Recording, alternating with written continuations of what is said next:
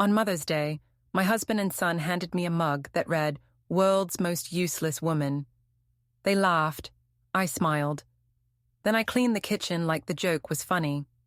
The mug was bright pink, the kind of cheap ceramic you'd find in a clearance bin, with a crooked handle that didn't match the rest of our dishes. Greg thought it was hilarious. Max, our 12-year-old, copied his father's grin, the same lopsided smirk that used to charm me when I was still under the illusion that we were a team. Before we dive deeper into this story, I have one small request. Please subscribe, drop a like, comment, and hit that hype button to boost this channel so more people can discover these incredible Reddit stories. I rinsed the mug, set it beside the sink, and said, "Well, that's one way to show appreciation." Greg's laugh was too loud for the size of the room. He kissed my cheek quickly, like a man punching a time card. "Don't be so sensitive, Em. It's a joke. You know we love you." He said it the way he says everything, like he's narrating a commercial. I'm an art teacher. I spend my days telling students that everything they create is a mirror. That morning, I stared at the mug and thought, so this is what they see when they look at me. A housekeeper with a smile. Greg had that confident walk as he left for his Sunday open houses. He claimed the spring market was insane this year. "Every couple in town wants to move up," he'd said last week, spritzing his new cologne that smelled suspiciously expensive for a man who used to buy deodorant at the supermarket. He didn't notice that the bottle was labeled Elysian Nights. I noticed. The name hung in my mind like an inside joke I wasn't in on. After they left, I sat at the kitchen table, tracing the rim of that mug with my finger. The house was spotless. My doing, naturally. Our suburban street was the kind of place where everyone watered their lawns in perfect synchronization. Stepford, with Wi-Fi. The neighbors would wave as they backed out of their driveways, pretending they didn't compete over whose kid had better grades or whose hydrangeas bloomed first. I used to like it here. I used to like us. The phone buzzed on the counter. A text from Greg. "Sorry about the mug. You know Max picked it. Love you." I stared at the message, waiting for the warmth to come. Nothing. I typed "love you too" and hit send, because that's what married people do when they're holding together a story no one else has read. By noon, I was at my desk grading sketches from my 8th graders. Every figure had slightly crooked shoulders, slightly too large eyes. They all drew people who didn't quite fit inside their own outlines. I understood that better than they did. When Greg got home, he smelled faintly of the same cologne. His hair was damp. "Had to shower at the office," he said before I even asked. "Long day." He hugged me quickly, careful not to wrinkle his shirt. "There's a new client, real demanding, keeps calling me after hours." "Who's she?" I said it lightly, like I was teasing. He grinned. "You jealous?" I wasn't. I was curious. Curious in the same way a detective studies a locked door. That night, he fell asleep instantly. I sat beside him, the glow from his phone lighting up his nightstand. I could see the notifications piling up, messages, emails, calendar reminders. I didn't touch the phone. Not yet. I wasn't ready to confirm the suspicion that had been humming like an electric current under my skin. Instead, I watched him breathe, perfectly calm, like a man without secrets. It was almost impressive. Monday morning, the mug greeted me again. I poured coffee into it out of spite. If I was the world's most useless woman, I might as well start the day properly caffeinated. Greg left early, kissing the top of my head. "Big meeting today, don't wait up." By the time I got to school, the gossip had already reached the teacher's lounge. Mrs. Keller, the guidance counselor, was whispering about a mystery woman seen with a local realtor at the new fitness studio downtown. I sipped my coffee and listened without expression. People underestimate art teachers. They assume we're soft. They forget that we spend our days watching how people draw the things they're too scared to say out loud. After class, I walked past the window and saw my reflection. Same wavy brown hair, I never had time to style. Same blue cardigan flecked with paint, same eyes that looked like they'd seen too much and said too little. I straightened my shoulders and told myself I'd ask Greg that night. Then I remembered the mug, the joke, the way he'd laughed. I knew I wouldn't. That night, Greg came home later than usual. He smelled like eucalyptus. He said it was from the gym sauna. He'd never set foot in a gym before. When I asked who he was texting, he smiled, holding the phone just out of sight. Just clients, sweetheart. Sweetheart. The word landed wrong. He used to call me M, short and real. Sweetheart sounded like something he said to buyers when handing over keys. He showered again before bed. I stayed downstairs pretending to watch a movie. When I finally went up, he was asleep, phone plugged in beside him. The screen was dark. I stood there for a long time, listening to the quiet hum of our too-perfect house. The next day was Tuesday, life as usual. Drop Max at school, teach perspective drawing, pick up groceries. I almost convinced myself I'd imagined everything. Then, after dinner, Greg handed me his laptop so I could stream my online art workshop. "Don't mess up my open tabs," he said with a laugh. He should have known better. Halfway through the class, the chat window popped open on its own. A preview line glowed at the bottom. "Elise, can't stop thinking about last night. You smelled amazing." I stared at it. My students' faces were still on screen, little rectangles waiting for feedback on their self-portraits. My voice worked automatically. "Good use of shading, Ryan. Maybe soften the edges around the eyes." Inside, I was floating, detached, calm. Too calm. When the class ended, I clicked the message thread. Pictures, jokes, plans, messages going back months. I read until the words blurred. Elise sent selfies from her studio, tight tops, perfect lighting, inspirational quotes underneath. Greg replied with heart emojis and phrases like, "You make me forget everything." For a while, I just sat there, hands hovering above the keyboard. My brain catalogued the details, timestamps, usernames, the rhythm of their flirtation. It was like studying a painting I didn't like, but couldn't look away from. Eventually, I closed the laptop gently, as if it might shatter. The house felt unfamiliar, every shadow stretched too far. Upstairs, Greg snored softly. Max's door was half open, a streak of light from his aquarium painting his walls blue. I wanted to scream. I didn't. I made tea instead. Chamomile, because apparently betrayal gives you insomnia. At 2 a.m, I opened my own laptop and logged into our joint account. The numbers blinked on the screen. Years of savings. My inheritance from my mother, technically mine, before we'd ever shared a mortgage. I transferred it to a private account in my name. No drama, no hesitation. Then I went into the property records site. The house, the one we bought using half my inheritance, was still listed under both our names. I corrected that, quietly, methodically, like paying bills. When I was done, I booked a one-way flight to Lisbon. I'd never been, but the idea had lived somewhere in the back of my mind for years. Those sun-drenched streets, the way painters described the light there. I filled in the form, paid for the ticket, and stared at the confirmation email until my vision steadied. The house creaked, the refrigerator hummed. Ordinary sounds, but they all felt like part of a secret ritual. Before dawn, I scheduled a social media post. I wrote it like an artist's statement. 15 years of pretending deserves an audience. Meet Greg Harlow and his client Elise Rowan. They make quite the picture together. I attached screenshots, tagged friends, his office, the HOA board, and the local mom group. I scheduled it for 2 days after my flight. When the sun rose, I packed a suitcase.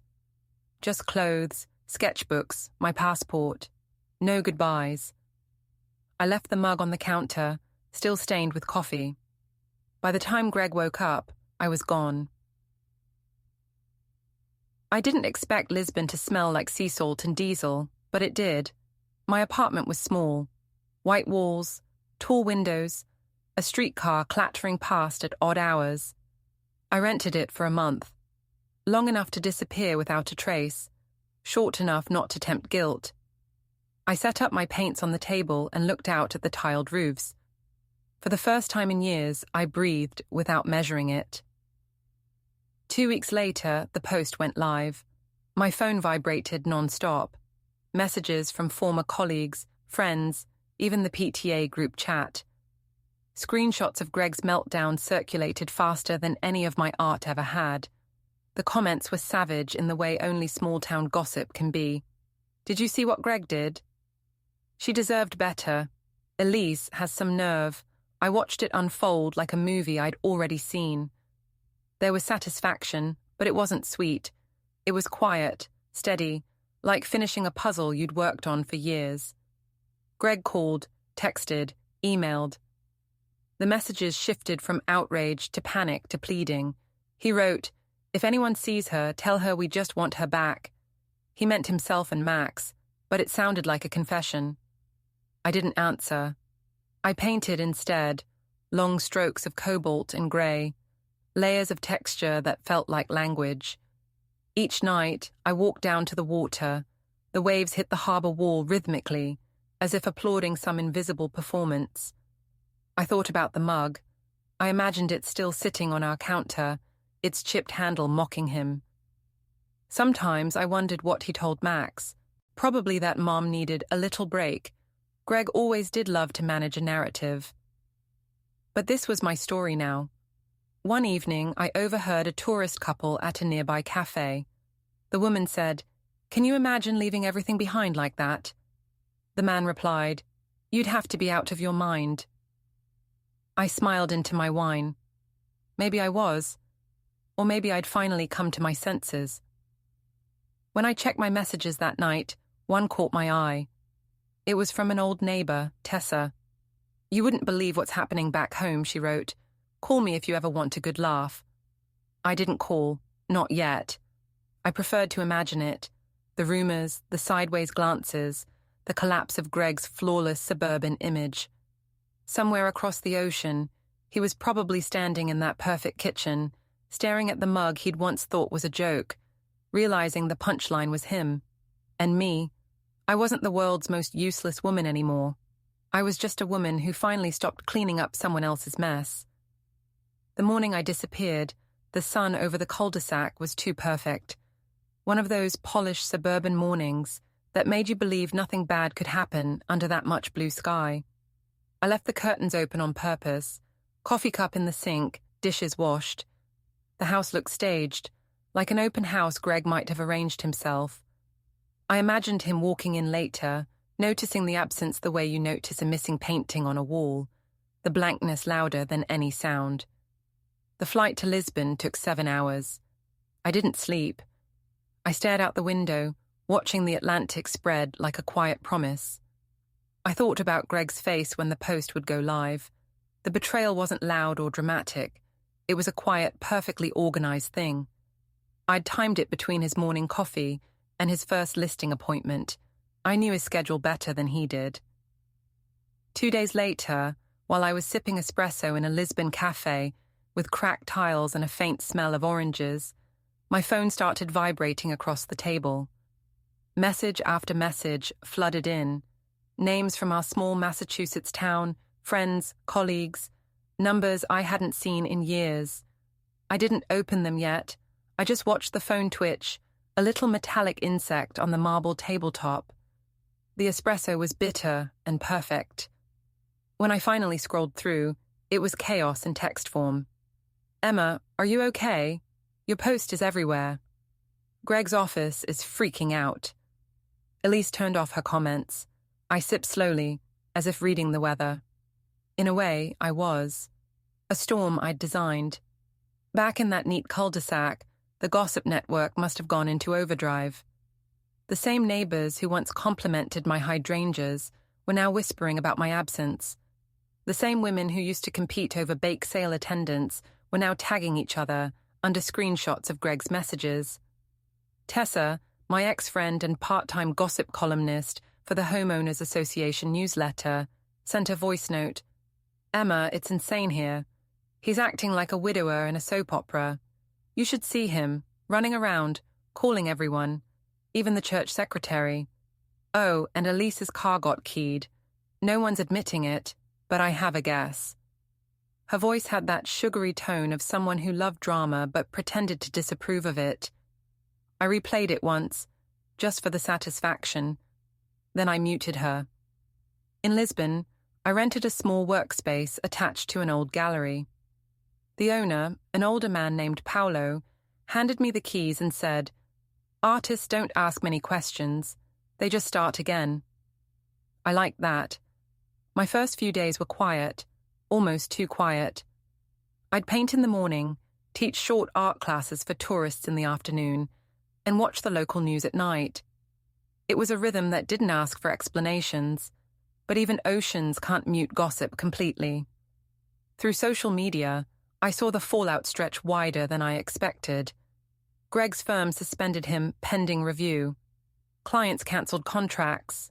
The HOA announced a temporary restructuring of neighborhood responsibilities, meaning Greg had been pushed out. Elise's studio posted a note about taking time for self-reflection. I almost applauded. I could imagine the looks at the grocery store, the small-town hum of whispers, the way everyone secretly enjoyed watching someone else's perfection crumble. That's the thing about suburbs. They're built on performance. Once the illusion cracks, no one can look away. Still, part of me couldn't help wondering what he told Max. Did he make himself the victim? Probably. Greg was skilled at rewriting narratives. He'd call it a misunderstanding. He'd probably say I was fragile.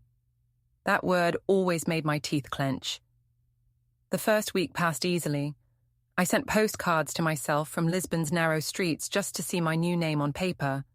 No Mrs. Harlow, no shared address, just Emma. I filled a sketchbook with street scenes and stray cats. Every night I'd scroll for updates, reading them like serialized fiction. Then the messages shifted tone. The friends who'd first expressed shock now wrote with cautious sympathy for Greg. "He's really struggling," one said. "Maybe you two should talk." As if 15 years of being ignored could be balanced by a few teary apologies typed from a borrowed phone. I didn't reply. Instead, I checked his account. He'd posted a photo, him and Max, sitting on our porch steps. His caption read, "If anyone sees her, tell her we just want her back." We. The word hit harder than I expected.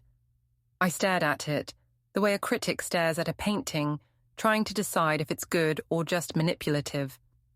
That night, I dreamed about the mug. In the dream, it kept refilling itself with dark coffee no matter how much I poured out. When I woke, I laughed quietly. It figured my subconscious would be that on the nose. By the second week, the tension back home had reached tabloid levels. Someone sent me a link to a community forum titled, "Where is Emma Harlow?" The threads were wild. Conspiracy theories about me joining a cult, faking an illness, running off with a foreign lover. Elise's name popped up too. Someone leaked her texts, probably one of her own clients. Screenshots of her messages to Greg, and, amusingly, to another man entirely. The hypocrisy was so poetic it almost felt choreographed. Paolo noticed my mood lifting and said, "Good news, yes?" I told him I was painting out old ghosts. He nodded like he understood. Maybe he did. The Portuguese seemed to have a natural respect for quiet revenge. One afternoon, I was sketching near the Alfama district when my phone buzzed again. It was an unknown number, Massachusetts area code. I ignored it. A minute later, a voicemail. Greg's voice, tired, softer than I remembered. "Emma, please. Whatever this is, we can fix it. You can't just vanish. Max needs you." I listened twice, not because I missed him, but because I wanted to catalogue the performance. There was a pause before "needs you," just long enough to sound rehearsed. I saved it as a voice memo titled Act 1, Regret. Meanwhile, the community's favourite rumour-monger, Tessa, had taken to posting vague quotes on her feed. "Be careful who you trust. They might be flying to Europe while your world falls apart. She wanted attention. I gave her none. At school, back in Massachusetts, someone told Greg that I'd been spotted at a hotel in Chicago, then Paris, then Florida. I liked that. I'd become folklore. The vanished wife haunting a neighborhood of perfect hedges. When Paolo closed the gallery at night, I'd walk along the waterfront, listening to the street musicians and thinking about what came next. I didn't want to destroy Greg completely. Not yet. A total collapse would make him a victim. I wanted him functional enough to watch the pieces fall slowly, one by one. He deserved to feel powerless in the same quiet, polite way I'd felt for years. By the third week, I received an email from an unknown address. "Emma, please come home. Elise is out of the picture. She wasn't worth it." I almost admired his efficiency. Elise was disposable the moment her usefulness expired. The message continued. "Let's talk. I can explain everything." Of course he could. Greg could sell air to a suffocating man. I didn't reply. But I did forward the email to his company's HR department with a short note. "Personal correspondence from your employee during work hours. Thought you should be aware." The next day, I got an automated reply. "Thank you for bringing this to our attention." That was enough. In Lisbon, my art classes grew popular. Tourists loved the mysterious American teacher who paints like she's hiding something. One student asked what inspired my work. I said, "Freedom." It wasn't quite true. It was control. But control doesn't sell postcards. I became addicted to updates from back home. Greg's social media feed turned into a slow-motion implosion. Fewer smiles, fewer posts, then none. Elise reappeared briefly to promote a wellness retreat, which was instantly flooded with sarcastic comments. She deleted the post within hours.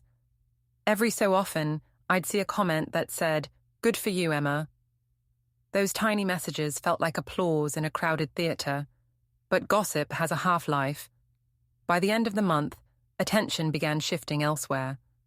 A city council scandal, a new bakery opening. Suburbia's appetite for chaos is large but not loyal. That's when I realized the next act had to begin. I rented a larger studio. It had cracked ceilings and the faint smell of turpentine, but it faced the sea. I hung my new work on the walls, abstract pieces layered with grey and gold, textured with bits of fabric from old clothes I'd brought with me. They looked like the aftermath of something beautiful being dismantled. One evening, Paolo brought wine and said, "Your work, it has anger, but quiet anger. That's the hardest kind." I laughed. "That's the suburban kind."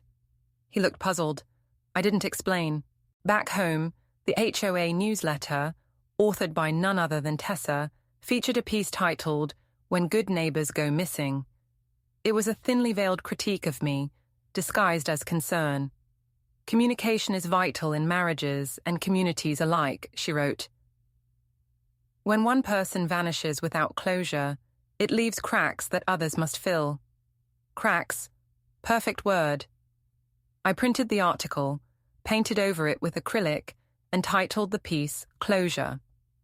That same night, I received another message from Greg. No greeting this time. Just, "You win." I laughed out loud. What prize did he think I wanted? Still, I couldn't shake the image of him sitting in our empty living room, scrolling through the ruins of his image. Maybe he finally realized that charm doesn't rebuild a life once people stop clapping. Tessa sent another message soon after. "He's losing it, Emma.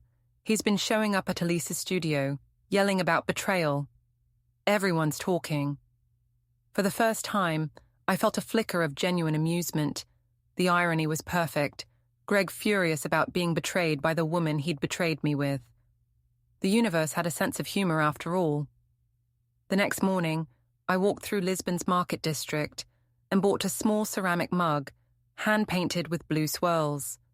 On the bottom, I wrote in permanent marker, "The world's most useless woman." I placed it on my studio shelf as a reminder of who I'd been and who I no longer was. Days passed in a haze of paint and quiet triumph. I wasn't happy exactly, but I was precise. Every brushstroke, every color choice felt intentional. My life had become art with edges. Then, one night, another message appeared from Tessa, this time with a photo attached. It was my house, with new curtains, new furniture visible through the window. Elise standing in the doorway, barefoot, holding a wine glass. Greg beside her. Tessa's message read, "Looks like she moved in." I stared at the photo for a long time. The irony was sharp, but underneath it, something colder settled. He'd replaced me like you'd replace furniture, without hesitation. Fine, I thought, let him. Furniture can burn. I opened my calendar. 2 weeks from then, my teaching contract in Lisbon ended. I marked the date with one word, return. The mug on my shelf caught the sunlight, glowing faintly blue. I raised my glass to it and whispered, "Let's finish what we started." When I checked social media one last time before bed, Greg's latest post had vanished. His account had gone quiet, just like his life. But his friends' feeds told the story. A man struggling, a woman pretending to help, and a town desperate for entertainment. I smiled. Suburbia doesn't forgive scandal. It stores it like fine wine, savoring the gossip long after the party ends. And this party was far from over. Lisbon had a way of swallowing you whole if you let it. The streets were narrow and winding, the buildings close enough that their faded shutters whispered secrets to each other across the alleyways. My small studio was tucked into one of those alleys, an old space with a creaky wooden door and a faint scent of turpentine that lingered in the corners. I loved it. The imperfections reminded me that nothing needed to be perfect to be worth attention. That was a lesson Greg had never learned, and I intended to keep it that way. My mornings began with light filtering through the tall windows, slanting across canvases and wooden tables. I arranged my brushes in neat rows, each bristle pointing toward the ceiling like soldiers standing at attention. The smell of paint, mixed with the occasional waft of the sea through an open window, was intoxicating. It grounded me, made the world feel solid again, after weeks of observing the chaos I had left behind. The first day I opened the studio to students, a small group of expats and tourists trickled in, each with a sketchbook or a handful of pencils. They were polite, curious, eager to follow directions, but I noticed the subtle hesitation in their hands, the self-conscious way they drew lines as if afraid the paper would scold them. I smiled inwardly, recognizing the same caution in myself when Greg first slipped Elise into our lives, like a secret bookmark in a long, dull novel. I started with a warm-up exercise. Draw the shadows of the room, not the furniture. Let the light show you where the corners live. The students bent over their pages, and for a moment, the studio was quiet except for the soft scratch of graphite. I moved among them, offering gentle corrections, the kind that seemed helpful, but were really tests, seeing how much risk each was willing to take. I found satisfaction in this control, the quiet, deliberate shaping of small worlds. After class, I walked along the waterfront, letting the sea spray hit my face, cooling the warmth from the afternoon sun. The harbour was crowded with boats painted in fading blues and reds, their masts tangled like an abandoned dream. Tourists shuffled past, snapping photos, oblivious to the rhythm of the tides, the way the water curved around the harbour wall as though it had a mind of its own. I liked it here because it was real, unpolished. Unlike our neighbourhood back home, where every lawn was a photograph, every mailbox a declaration of status. But even oceans couldn't mute the gossip. Social media had become my window into the world I left behind. I watched Greg's carefully constructed life crumble in slow motion. His firm was under review. Clients who once praised his charm now posted with thinly veiled scorn. Elise's social media accounts tried to maintain polish, but her messages to other men leaked, and the double life she'd so smugly maintained became the topic of conversation faster than any advertisement. I catalogued it all with precision. Every post, every comment, every forced apology or clumsy justification became material for my sketches. I painted in layers, thick with acrylic and coarse with fabric, building textures that represented the subtle power plays I was observing. The chaos they created fed my creativity. My paintings became maps of influence, betrayal, and fragile ego. In a way, watching them flounder was more thrilling than any chase or confrontation, because it was invisible and permanent, recorded in pixels and public memory. One evening, I stayed in the studio late, the sky outside darkening with the threat of a storm rolling off the Atlantic. Rain began to fall in thin sheets, tapping the windows like impatient fingers. I worked on a piece titled Fractured Light, a series of abstract shapes layered over faint sketches of suburban streets.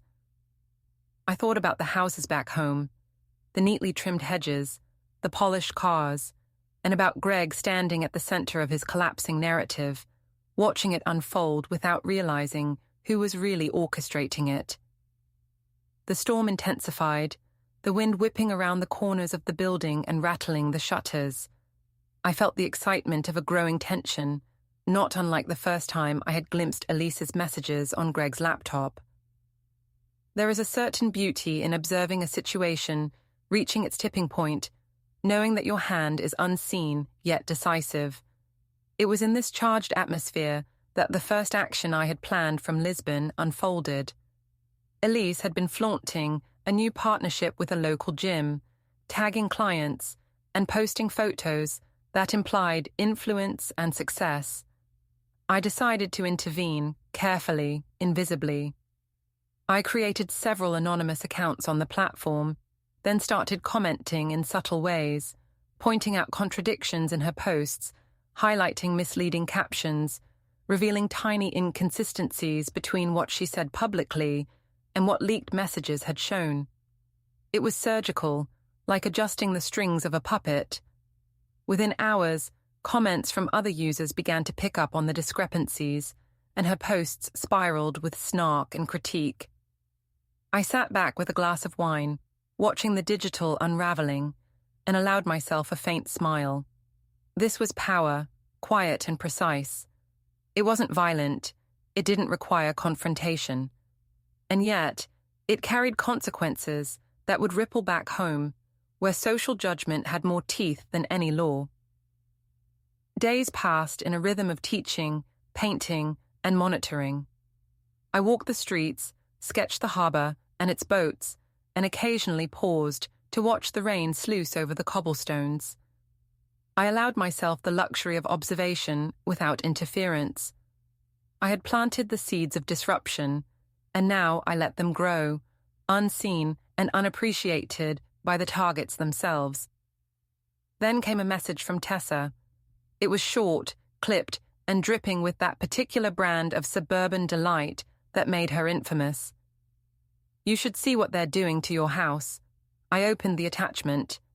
It was a photo of Greg, arms crossed, standing in my living room. Elise was there, the smug posture I remembered from the leaked selfies, holding a wine glass and pretending she belonged. My eyes lingered on the furniture rearranged like it could erase my presence. The sight was meant to sting. It did, but not in the way she intended. I felt no anger, only a quiet affirmation.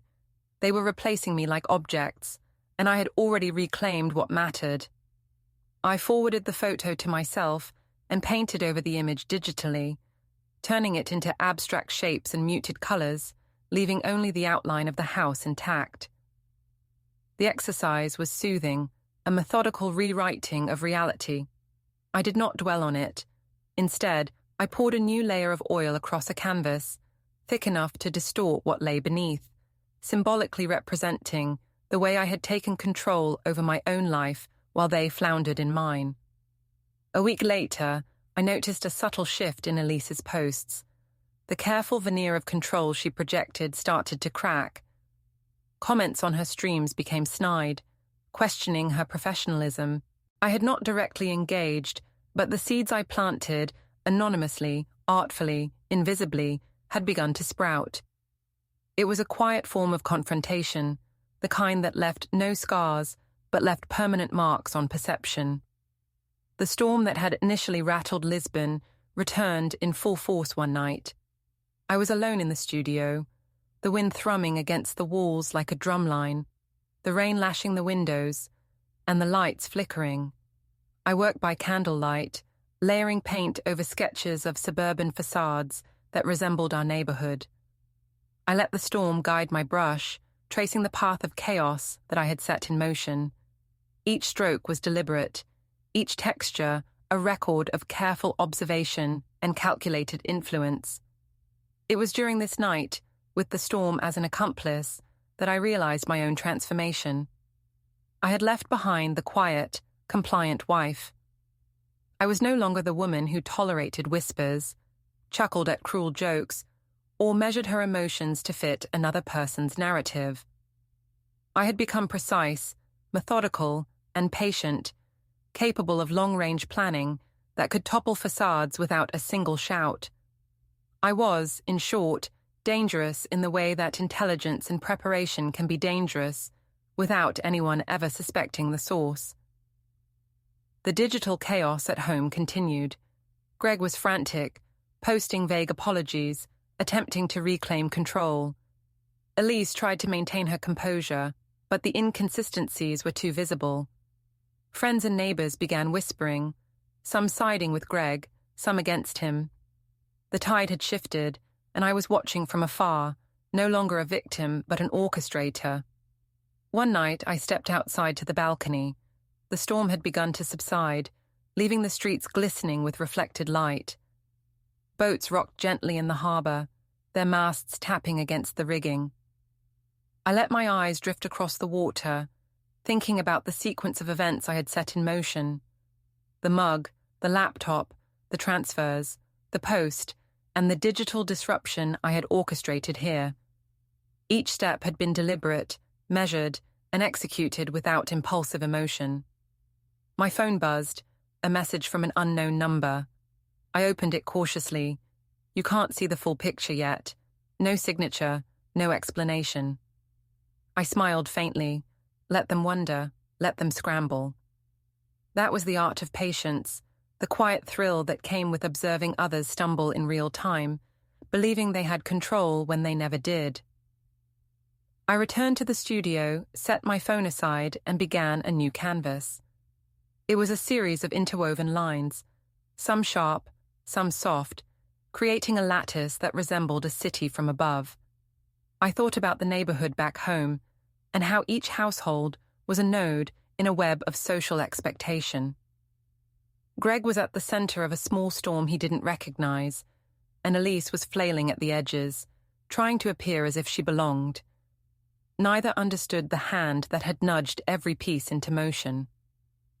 I worked late into the night, listening to the harbor lull me into focus. In Lisbon, storms pass. In suburban Massachusetts, social storms linger, and I was watching, painting, preparing. By the time I finished, the canvas glowed faintly under the studio lights. It wasn't a map for anyone else. It was a record of influence, control, and careful observation. And as I stood back to admire the layers, the shadows, the textures, I realized that the storm outside and the storm I had created at home had something in common. Neither could be ignored, neither could be denied, and both were entirely under my watchful eye. I drank the last of my wine, closed the windows against the fading wind, and whispered to the empty studio, "The next act is coming, and this time they won't see it until it's too late." From the harbor, a gull cried, cutting through the evening like a reminder that life continued, messy, unpredictable, and utterly mine. The plane touched down in Boston just after dawn. Lisbon's golden light and salty air faded from memory as the familiar grey sky of Massachusetts welcomed me back. I carried only a small rolling suitcase, a sketchbook, and a quiet sense of purpose. Returning wasn't reckless. It wasn't sentimental. It was strategic. I had watched from across the ocean as Greg's world began to crumble, and now it was time to step in and accelerate the process with precision and care. The town smelled the same: freshly cut grass, faint exhaust from early commuters, and that faint aroma of baked goods drifting from a nearby cafe. I walked through streets I knew too well, sidewalks that had once felt comforting, now tinged with absurdity. The perfectly trimmed hedges and color-coordinated doors reminded me of a stage set, and I was no longer a performer. I was the director behind the scenes. I stopped outside my house. The front lawn was immaculate, the kind of presentation Greg used to brag about during weekend showings. Elise's car, a sleek black sedan, sat in the driveway, polished to a mirror finish. She was inside, probably adjusting her outfit in front of a mirrored hallway. I didn't need to see her face to know the expression. It was the same smug confidence she always carried, the kind that thinks the world bends to its charm. I slipped to the side, around the garage, careful not to be seen.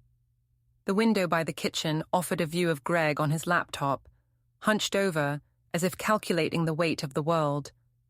Max, oblivious, played a game on the living room floor, his headphones askew, shouting numbers into the air. Greg's voice raised in irritation at some client over a video call. I watched, noting the small cracks forming in his posture, the slight tremor in his grip on the mouse. The plan was simple: observe, gather, and dismantle without unnecessary confrontation. Elise's arrogance was predictable. She believed in appearances more than anything. I intended to use that against her. Inside the studio I had rented in Lisbon, I had prepared for this moment. Multiple social media accounts, carefully placed messages, timing that would ensure maximum disruption. All tools to manipulate the optics of suburban scrutiny. But here, in person, it was a different stage. Real space, real people, real responses. It required a different touch, more subtle than the ocean had demanded. The first act was reconnaissance. I wandered into the local coffee shop, casually dressed, sketchbook in hand, pretending to observe street patterns and light. Through the window, I saw Elise leaving our house, coffee in hand, texting rapidly. She didn't notice me, nor did she suspect that every step she took, every gesture, would be recorded in my mind for later use. I followed at a distance. The town was quiet at this hour, but every movement mattered. Elise stopped outside a boutique, entering with that same composed grace she thought unbreakable. Inside, she flirted with sales clerks, adjusted the mirrors, posed as someone whose life was untouched by scandal. I lingered outside, notebook open, sketching her movements and the flow of her confidence. This was action in its purest form, silent, analytical, and effective. Returning home, I slipped into my old habits with a new perspective. The walls held memories, but I saw them differently now. I wasn't the wife who arranged flowers for the kitchen table anymore. I was a strategist, cataloguing every angle, every potential weakness, every line of sight.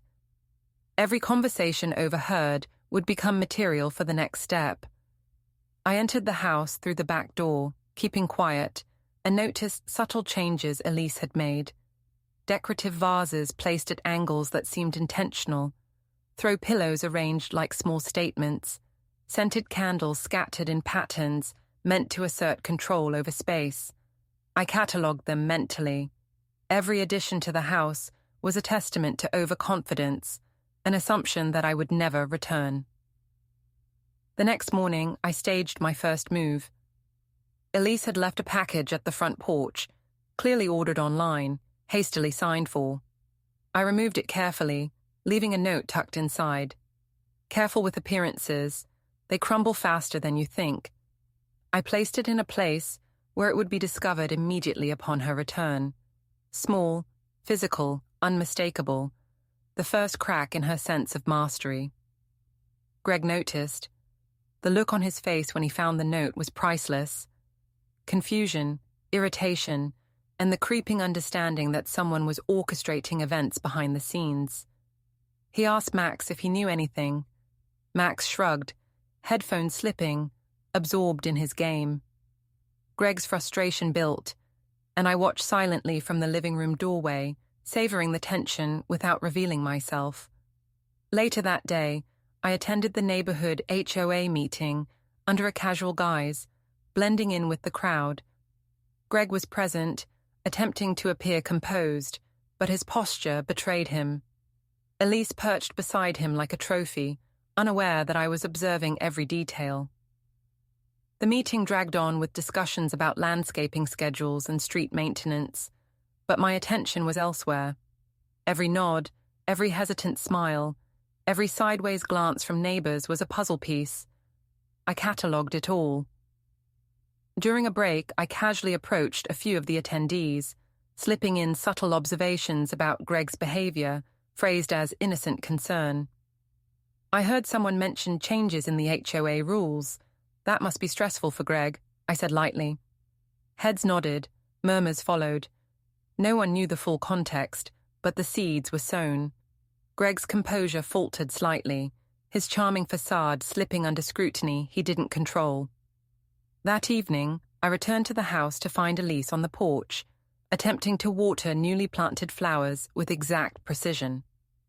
I watched from the shadows, noting how she adjusted her gloves, rearranged the blossoms, checking the reflection in a small window to ensure her posture looked perfect.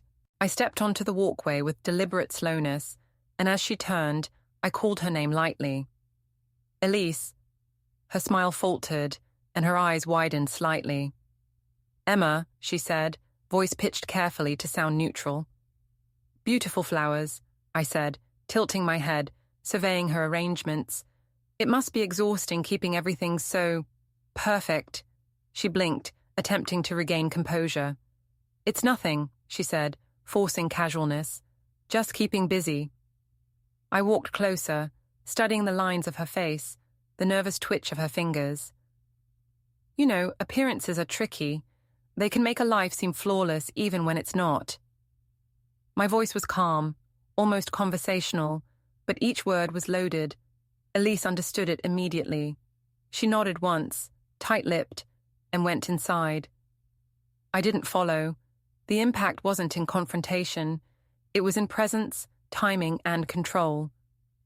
I returned to the shadows outside, watching her retreat into the interior spaces of a house she thought she controlled, realizing that the external image she worked so hard to maintain was under observation by someone who remembered every detail she assumed forgotten. That night, I reviewed the day in my notebook. Each sketch, each observation, each carefully chosen word of dialogue became data. I wasn't impulsive. I was calculating. The storm brewing outside mirrored the storm I had orchestrated indoors. Every step, every subtle nudge, every look that unsettled Greg or Elise was part of a larger framework. The following morning, I staged another encounter. Elise had placed a vase on the dining table. A small, elegant thing, probably purchased from a boutique she believed represented refinement. I moved it slightly so that it leaned just enough to seem precarious. Not enough to fall, not enough to damage, but enough that it would subconsciously create unease. When she returned, her gaze immediately fell on the vase. She adjusted it repeatedly. Her confidence wavered slightly, and I observed from the hall. Later, I intercepted a package delivered for Greg, documents from his firm that he had expected to handle privately. I left them where he would find them on his way in, slightly askew, corners bent. A minor disruption, but one that accumulated into a pattern he couldn't control. Every small error, every subtle sign of chaos, compounded in ways that made him appear incompetent without any direct interference from me. I walked through the house in the evening, noting the arrangement of furniture, the subtle changes Elise had made in my absence, the overuse of candles, the carefully placed photo frames. I catalogued each one mentally, committing details to memory. Each element was a potential tool, a way to unsettle them further at the right moment. By the end of the week, the tension in the house was tangible. Greg's frustration had grown. Elise's composure had become brittle. Max noticed, of course. Children always notice. He asked me if everything was okay, and I smiled gently. "Everything's fine, Max. Just a little change." He accepted the answer, though his eyes lingered on Greg and Elise in ways that spoke more than words. I returned to the studio that night to paint. The canvas in front of me was filled with abstract patterns, the lines jagged yet deliberate, representing the intricate dance I had initiated. Each stroke was a reflection of control, influence, and patience. The storm outside had passed, leaving the street slick and reflective, and I imagined my own footsteps on those wet pavements as subtle messages, whispers, of a presence they could not detect but could feel. Over the next several days, I orchestrated a series of small, deliberate disruptions, packages subtly misplaced, social media posts timed to appear innocuous but damaging, comments inserted at precise moments to trigger self-doubt. Each action was a calculation, each reaction from Greg and Elise a confirmation that the strategy was working. I did not rush. I did not overextend. The suspense, the tension, the unfolding of their panic from subtle cues was itself a form of action, more powerful than confrontation, because it was invisible, undeniable, and cumulative. By the end of my first week back, the household was shifting perceptibly. Elise's confidence had eroded. Greg's authority had diminished. I had returned as an underdog, a quiet, strategic presence who did not announce herself, but whose influence had already begun to destabilize the carefully constructed lives of those who believed they had won. I sat in the living room late one night, Max asleep in his room, the house quiet, except for the hum of the refrigerator. I looked around at the subtle traces of my presence: open windows, a rearranged chair, an overlooked sketchbook on the desk, and I smiled. The storm I had initiated from Lisbon was no longer digital. It was real, immediate, and within reach. Outside, the wind whispered through the trees lining the street, bending branches against the darkness. Inside, I planned the next moves, measured, precise, and unstoppable. I had returned, not to plead, not to reclaim, but to execute a series of calculated interventions that would leave them shaken, exposed, and undeniably aware of who had the real power. And as I traced a line across a blank page in my sketchbook, I whispered quietly to myself, "Let the next act begin." When you pull on a loose thread in a sweater, it doesn't unravel all at once. It teases you with tiny give. And then, if you care to watch, it becomes a conspiracy of individual loops coming undone. That's what I wanted for Greg and Elise, a civilized unweaving, not a spectacle, not a dramatic finale on a courthouse lawn, but a slow, inexorable loosening that would make their polished performances look cheap and unstable. I had stayed quiet long enough to learn the rhythms of their panic. I knew the hours when Greg checked his phone, the meetings he faked, the clients he worried about losing. I knew Elise's posting schedule, when she curated photos and when she responded to comments. I knew which neighbors loved gossip and which preferred to pretend it didn't exist. That knowledge was leverage, not violent, not illegal, just information wielded with taste and precision. My first step was simple and beautifully petty: expose the hypocrisy. Elise claimed to be an advocate for wellness and authenticity, yet her direct messages told a different story. She flirted with private adoration and traded intimate photos like she sold bracelets at a craft fair.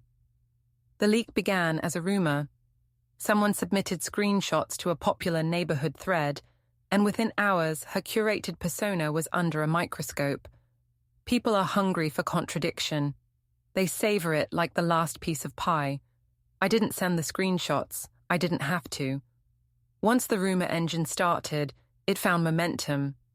Friends who had been on the fence started sharing, neighbors posted side comments, and the local fitness forums that once praised her suddenly buzzed with critique.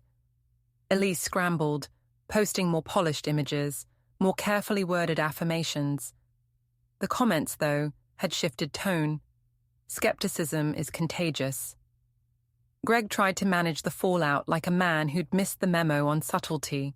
He posted a long apology styled with achingly curated sincerity, an image of him walking 2 steps behind Max at a Little League game, captioned with a promise to do better. His followers reacted the way fans do when a star stumbles, some sympathetic, some waiting for the final slip.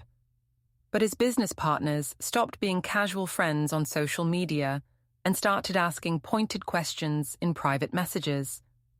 Clients who had liked his charm in person suddenly needed contracts reviewed, references checked.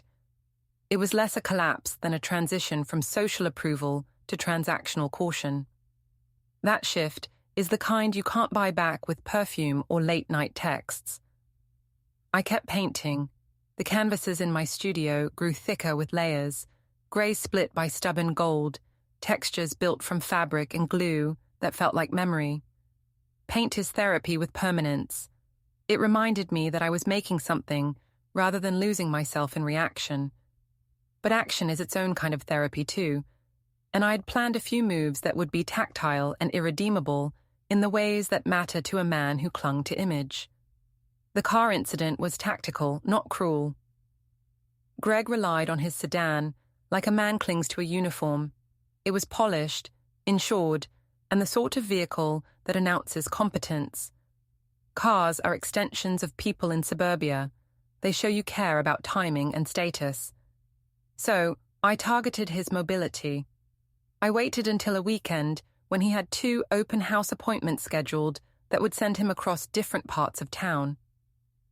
I was careful to be away from the house when the first appointment started, strolling the dog-eared bookstore downtown as a solid alibi. I did not tamper with his car directly. Instead, I called the service center where he'd been known to take it, an acquaintance of mine in the industry who owed me a favor from a long-ago small kindness, and explained that the vehicle had been reported as involved in a mechanical inspection needed for a recall. I said it calmly, professionally. I asked that the dealership notify the owner and hold the car for a standard diagnostic. They did what businesses do when a name and VIN are provided. They followed procedure. The car was unavailable for his second showing. The follow-up text from Greg was a study in composed panic. My car is at the shop. Clients expect me. He paced in the driveway like someone missing a cue in a play. He called a colleague, asked for a ride, made plans, cancelled, made new plans. The humiliation wasn't the point. The point was to make his house of competence feel less stable than the manicured lawn suggested. He could still sell houses, but he had one fewer tool to advertise how he moved through the world. Clients notice small logistical failures. They worry about reliability. That worry spreads. I watched all this unfold from my spot across town, sketchbook open, pretending to be preoccupied with a coffee stain on a page. Watching their reaction was better than any confrontation. It was a confirmation of a principle. You don't need to be violent to unsettle someone. You need to interrupt their expectations, their routines, the tiny niceties that convince them everything is fine. A week later, I visited Elise's studio. Not as a trespasser, but as a client. That's the advantage of being invisible. You can move among people who think they know you and glean the details they leave in plain sight. Her studio was staged like a boutique, the lighting precise, the flowers chosen for their Instagram appeal. Framed tidbits of inspirational wisdom hung where they could be read while holding a green smoothie. She greeted me with the warm smile that had won client trust. I smiled back, took a class, and paid cash for an introductory package. My presence there was merely a small ripple. I made a careful note of the framed photos on a shelf, her with several men, including one I didn't recognize. Later, on my walk home, I checked the online reviews and cross-referenced the names that appeared in her tagged images. Patterns emerged like pencil lines correcting themselves. The second big action I had planned was symbolic more than destructive. I wanted to take something from her repertoire of curated superiority and twist it into a mirror. Her house was full of objects that announced taste, mirrors in gilded frames, stacks of magazines with her face on the cover, a glossy coffee table that reflected every staged pose. I didn't intend to harm, but I did intend to frighten the illusion of permanence out of her. One night, after making sure Elise would be at a late workshop and Greg at a client dinner, I went to her house. I took nothing that could be used against me in court and left no trace that would lead anyone straight to me. I moved through the rooms like a quiet draft, careful and measured. I rearranged objects. I placed mirrors to reflect empty corners so that when she walked in the next morning, she would see herself multiplied in ways she hadn't intended. I opened drawers and slipped in little notes, snippets of truth, not lies. You chose him. You knew. People notice. The notes were unemotional, the way a surgeon's pen marks the skin before a procedure, direct but clinical. I knocked over a framed photograph so that it lay face down on a rug. I took a single item, a small, white candle engraved with her studio's logo, and relocated it to the backyard, half buried under a pile of patio cushions. It was petty and theatrical and perfect. When she found the scene the next morning, the disarray, the turned frames, the misplaced candle, she gaslighted herself for a minute, then posted about being violated in the voice of someone who expects sympathy. The comments that followed were a delicious mix of outrage and skepticism. Some neighbors called for security cameras. Others suggested it was an inside job. I let that ambiguity linger. Ambiguity is a better punishment than a tidy accusation because it invites speculation and erodes trust from within. I had other practical cards to play. The bank accounts had been shifted, yes, but I had not bankrupted anyone. I had, however, used legal avenues, my name on certain deeds, financial alerts sent when suspicious transfers attempted to go through, to ensure that Greg felt the cold efficiency of being blocked from easy access to funds. There was nothing illegal about reporting unusual activity when you are the rightful owner. There was nothing illegal about ensuring that contracts that required signatures were subject to scrutiny when the signatory appeared compromised by scandal. Documentation can be a weapon without being a crime. When Greg finally discovered limitations, denied transfers, calls from his accountant asking for verification, auto payments that bounced because of miscommunication, his confusion deepened into something else, the mild private panic of a man who must explain practical inconvenience to clients. Reputations are fragile where money is involved. Goodwill is a kind of currency, and I was simply converting mine into leverage. Elise's situation deteriorated in parallel. The local wellness bloggers, who once promoted her, now questioned her standards. A small but vocal group alleged that her certifications were ambiguous. Another suggested that the testimonials on her website were inflated. I didn't plant these stories. I let them be gathered and amplified by people who enjoy the feeling of exposing pretense. The internet did what the internet does. It aggregated suspicion and turned it into narrative. Amid all this, Max became the unexpected anchor. Children have a way of disrupting narratives with pure, unaffected honesty. He would come to me after school and ask simple questions. Why does Dad look tired? Why is Elise on TV saying sorry? He didn't need to know details, but he needed a steady answer that made sense on a human level. I told him the truth in small doses. Sometimes adults make choices that are confusing. We handle them step by step. He accepted that. Kids prefer steps to explanations. Steps feel manageable. There was one moment that required improvisation and quick thinking. Greg, desperate and unmoored, decided to follow me one evening. He spotted my car, mine, because I kept a modest vehicle that didn't attract attention, and trailed me at a distance. I noticed the familiar silhouette in my rearview mirror and drove in ways designed to be ambiguous rather than confrontational. Sudden turns that could conceal a destination, stops under canopies, slow loops through parking lots. He followed, committed and red-faced, obviously trying to maintain composure while calculating what to say when he caught me. The pursuit culminated at a car wash. It was crowded and bright, suds and the hum of motors drowning out conversation. I pulled in, slowed, and let him close the distance. He almost confessed in the parking lot, words spilling out about confusion, the post, our son, before he noticed other drivers watching. He did what he always did when flustered: perform. He straightened his tie, adjusted his hair, and offered a rehearsed line about concern. I listened, the way a teacher listens to a student's half-answer, and then gave him a simple instruction: leave now. There was no spectacle, no raised voice, just the quiet that can be more devastating than any shout because it holds judgment and disapproval without melodrama. He left. The performance collapsed because there was no audience anymore. His script couldn't save him. The neighborhood began to fracture in small, telling ways. People who had once organized block parties now speculated about whether to invite Greg to community events. Elise tried to host a charity yoga session and found herself with fewer attendees than last year. The small victories were cumulative. The look on Greg's face at the PTA meeting, a man attempting confidence, answering questions with short, clipped sentences, was the kind of public humiliation that doesn't require shouting. It relies on the watcher's imaginations to fill in the rest. My revenge was not about cruelty for the sake of cruelty.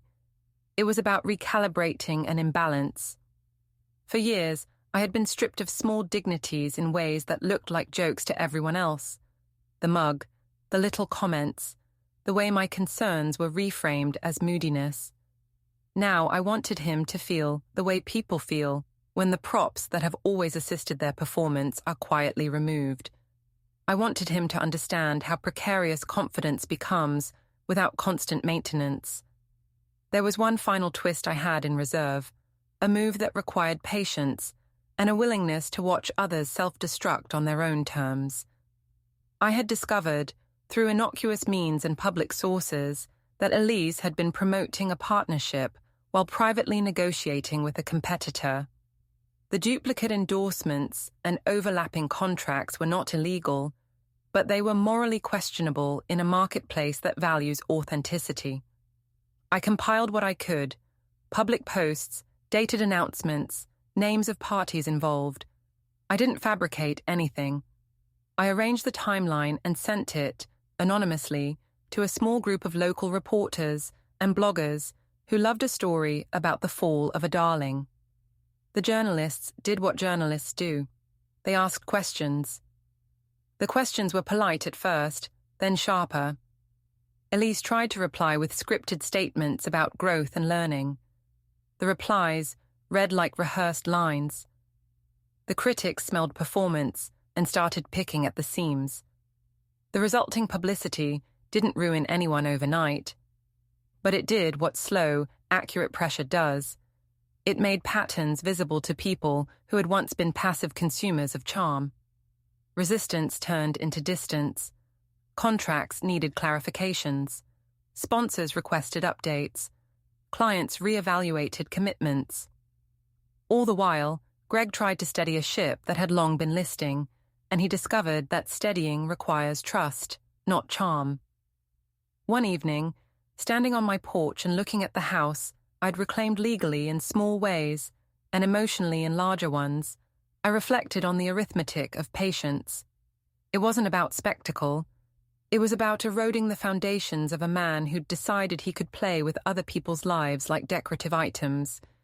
It was about giving myself room to breathe in a house where I'd once felt compelled to apologize for taking space. I didn't want apologies. I didn't want explanations. I wanted recognition, acknowledgement that the tidy, polite cruelties of years could no longer pass as harmless.